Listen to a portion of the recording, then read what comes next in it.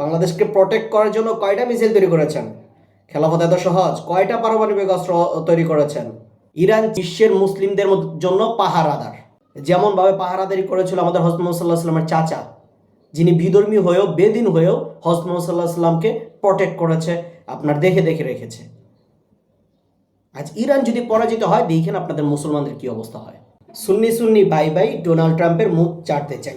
গতকাল আব্বাসির একটা টিভিতে টক শো, সে বলতেছে যে খামিনি মারা যাওয়াতে ইন্না লিল্লাহ পড়া নাকি ইমান চলে যাওয়ার মতো অবস্থা। আরেক জায়গায় আব্দুর রাজ্জাক বিন ইউসুফের ছেলে বলতেছে যারা শিয়াকে সমর্থন দিচ্ছেন তারা যেন ইসলামের প্রকাশ্য শত্রু।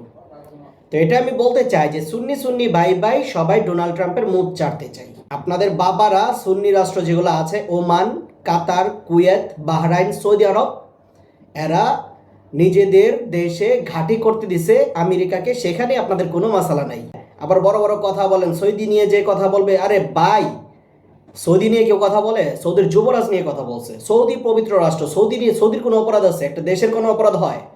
অপরাধ করে মানুষগুলা। তো আমার মনে হয় যে আসলে বাংলাদেশের হুজুরগুলো হচ্ছে বিশ্বের সব থেকে বেশি শিক্ষিত। এরা যদি হাদিস জানে 500, মাসালা জানে 5000। এদের কাছে মাসালার জীবনে অভাব পাবে না। আর যখন মনে করেন ওই সুন্নিরা কোনো অপরাধ করবে, মুনাফিকি করবে, ওগুলা কোনো মুনাফিকি না, ওইসব ব্যাপারে কোনো কথাও বলা যাবে না। এগুলা ব্রেন নিয়ে নাকি বাংলাদেশ রাষ্ট্র শাসন করবে, খেলাফত জারি করবে। খেলাফত এত সহজ? দেখলেন না ইরানের কতজন নেতা রেখে দিছে। বাংলাদেশকে প্রোটেক্ট করার জন্য কয়টা মিসাইল তৈরি করেছেন? খেলাফত এত সহজ? কয়টা পারমাণবিক অস্ত্র তৈরি করেছেন? নাকি লাঠি দিয়ে যুদ্ধ করতে যাবেন আপনারা?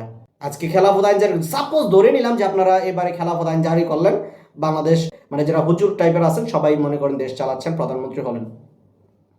আজকে প্রধানমন্ত্রী হবেন, আগামী পরশুদিন মিয়ানমারদেরকে দিয়ে, তা নাহলে ইন্ডিয়াকে দিয়ে আপনার দেশে মনে করেন বোমা ফালাবে। আপনি কি করবেন? কি করবেন? এখন বলবেন জাতিসংঘ আছে, জাতিসংঘ তো আপনার ইরানও ছিল।